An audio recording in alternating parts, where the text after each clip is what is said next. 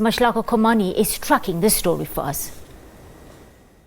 Good afternoon. We are indeed here in Villa Liza on the East Rand, just outside of Boksburg, at an informal settlement here called Loliwe, a settlement of roughly 20 years in terms of age. And we've been speaking to residents around here, and they've just been showing us the type of conditions that they've been living under for the past 2 weeks. As we know that it has been raining consistently, almost on a daily basis. And this being a low-lying area, we've seen some of the houses here. We've been looking at residents, just trying to get the water out of the houses. And also we've seen some of the property that is damaged, that has water damage, obviously, as a result of the rain. And we've also engaged with the MMC for human settlements in Ekurhuleni, MMC Lisiba Impia, and he's been telling us about his plans for this area. And I'm just going to be joined by him now, and we'll just be asking him what is it that they're planning to do, as some of the residents have complained that they've been here for over 20 years,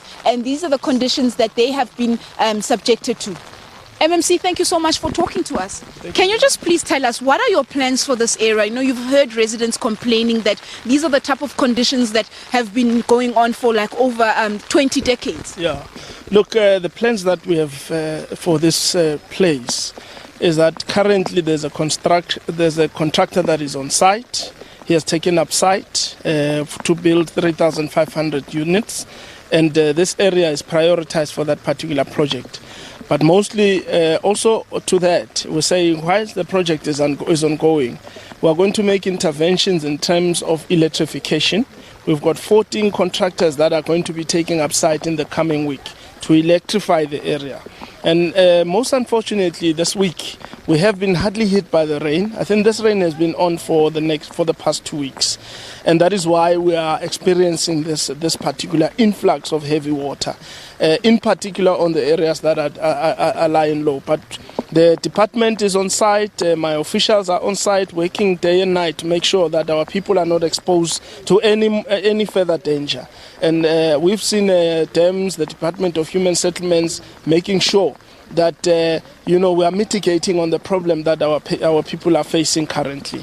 And you just told us that there's a Villa Liza extension 4 where construction has just begun to try and relieve this area. And you said there were 3,500 units that you're expecting to come out of that particular construction project. Are we able to know if this will accommodate all the majority of residents here? And I think also, secondly, what interventions are you putting into place to make sure that you don't then, when you remove people, have other people coming in, then you find yourself having the same type of problem? Look, definitely we have done a beneficiary administration, and we can tell you that the area has got a potential number of beneficiaries.